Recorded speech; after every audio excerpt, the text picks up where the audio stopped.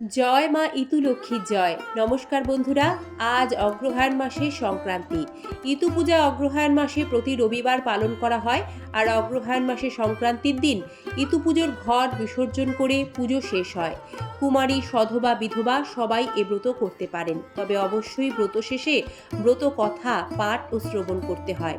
ব্রত কথা শুরুর আগে যে ছড়াটি বলে নিতে হয় তা হলো: অষ্ট চাল অষ্ট দুর্বা কলস পাত্রে ধুয়ে, শুনো এক মনে ইতুর কথা সবে প্রাণ ভরে। ইতু দেন বর, ধনধান্যে পুত্র পৌত্রে বাড়ুক তাদের ঘর।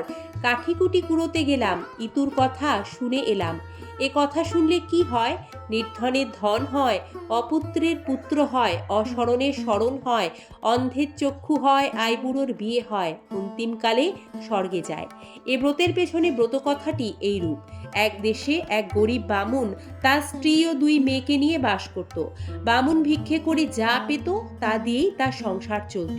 বামুনের একদিন পিঠে খাবার খুব ইচ্ছে হয়। সে অতি কষ্টে ভিক্ষে করে চাল, নারকেল, গুড়, তেল সব জোগাড় করে বামনিকে পিঠে তৈরি করতে বলে, আর বলে যেন কাউকে একটা পিঠেও না দেয়। এরপর বামুন রান্নাঘরের পিছনে লুকিয়ে বসে থাকে, আর বামনি কড়াতে একটা করে পিঠে ভাজলে তার ছ্যাঁক ছ্যাঁক শব্দে বামুন দড়িতে একটা করে গিঁট দিয়ে কতগুলি পিঠে হলো তা গুনে রাখে। এরপর বামনি বামুনকে পিঠে খেতে দিলে বামুন দড়ির গিঁট খুলতে খুলতে দেখে দুটো পিঠে কম।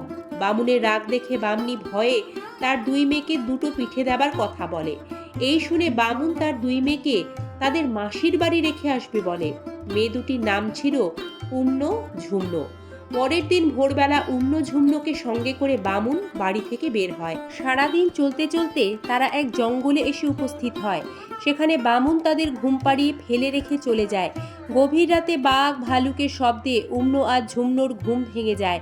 ভয়ে তারা খুব কাঁদতে থাকে, কাতর স্বরে ভগবানকে ডাকতে থাকে। শেষে এক বটগাছের কাছে গিয়ে হাত জোর করে দুজনে বলে: হে বটবৃক্ষ, মা আমাদের 10 মাস 10 দিন গর্ভে স্থান দিয়েছেন, তুমি আজ রাতের জন্য তোমার কোটরে স্থান দাও। এরপর বটগাছ দু ফাঁক হয়ে গেলে তারা দু বোনে বটগাছের কোটরে রাত কাটায়। সকাল হতে তারা বটগাছকে প্রণাম করে জঙ্গলের পথ ধরে চলতে শুরু করে। চলতে চলতে তারা দেখে সামনে একটা বাড়ি। সেখানে মাটির সরা করে মেয়েরা পুজো করছে।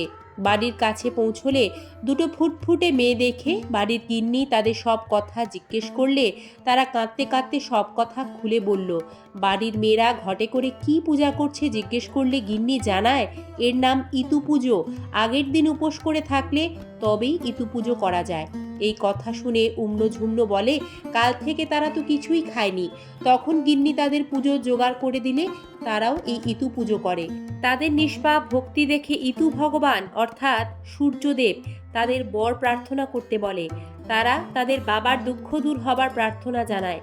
সূর্যদেব তাদের মনোকামনা পূরণ হবার আশীর্বাদ করেন। তারপর তারা অগ্রহায়ণ মাসে প্রতি রবিবারে ভক্তি সহকারে ইতু পুজো করে সূর্যদেবের কাছ থেকে আশীর্বাদ পেতে থাকে। ওইদিকে বামুনের ঘর ধনে ভরে উঠলেও বামনির মুখে হাসি নেই। সে খালি মেয়েদের কথা ভাবে আর চোখের জল ফেলে। এভাবেই দিন যায়। একদিন উম্ন আর ঝুম্ন বাড়ি ফিরে আসে। তা দেখে বামুন বামনির আনন্দে শেষ থাকে না। বামুনের অবস্থা তখন ভালোই, তাই তার মেয়েদের যত্নেরও শেষ নেই। কিন্তু তারা ইতু পুজোর কথা ভোলেনি। বাড়ি ফিরে তারা আবার পুজো আরম্ভ করে দেয়। তা দেখে বামুন তাদের কি পুজো করছে তা জানতে চায়। তারা ইতু পুজোর কথা বলে, আর সূর্যদেবের আশীর্বাদেই যে তাদের বাবার অবস্থা ভালো হয়েছে সেটাও বলে। তা শুনে বামনিও ইতু পুজো শুরু করে দেয়। তাদের অবস্থা ক্রমশ ভালো হতে থাকে। এইভাবে দিকে দিকে এই ইতু পূজার মাহাত্ম্য ছড়িয়ে পড়ে। জয় মা ইতু লক্ষ্মীর জয়। সকলের মঙ্গল করো মা, ধনধান্যে পরিপূর্ণ থাকুক সবার সংসার। ধন্যবাদ বন্ধুরা, ইতু লক্ষ্মীর ব্রতকথাটি সম্পূর্ণ শ্রবণ করার জন্য। সকলে ভালো থাকবেন, সাথে থাকবেন এই ধরনের তথ্য সমৃদ্ধ সনাতনী বার্তা নিয়মিত দেখতে।